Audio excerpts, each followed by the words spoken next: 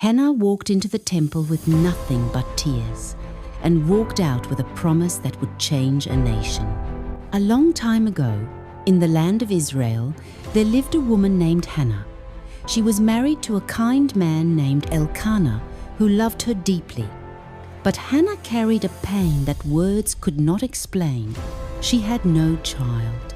Every year, Elkanah would take his family to Shiloh to worship and offer sacrifices to the Lord.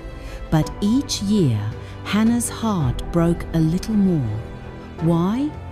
Because Elkanah's other wife, Peninnah, had children and would mock Hannah, provoking her to tears. One year, after a particularly painful time at the temple, Hannah could no longer hold back her anguish. She rose from the meal and went straight to the tabernacle. There, she wept bitterly and prayed silently, pouring out her soul before God. She made a vow. O Lord of hosts, if you will look upon the affliction of your maidservant and remember me and give me a son, then I will give him to the Lord all the days of his life. As she prayed silently, Eli the priest noticed her lips moving but heard no words. Thinking she was drunk, he scolded her, but Hannah replied with humility, I am not drunk, my Lord. I am a woman deeply troubled. I was pouring out my soul to the Lord. Moved by her faith, Eli blessed her, saying, Go in peace, and may the God of Israel grant your request. Something changed in Hannah. She rose from the altar with peace in her heart. Her face was no longer downcast. She believed God had heard her. And God did. In time, Hannah conceived and gave birth to a son.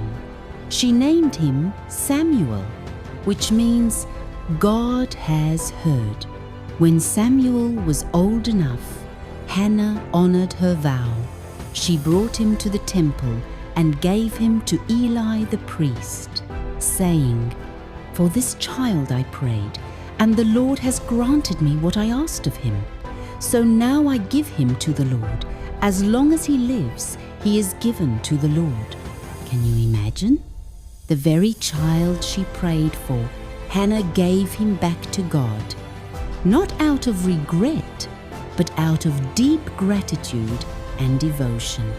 Samuel grew up in the house of God, and he became one of the greatest prophets in Israel's history. When you surrender your deepest desires to God in faith, He not only hears, but He does more than you could ever imagine. Hannah gave her pain to God and received a prophet in return.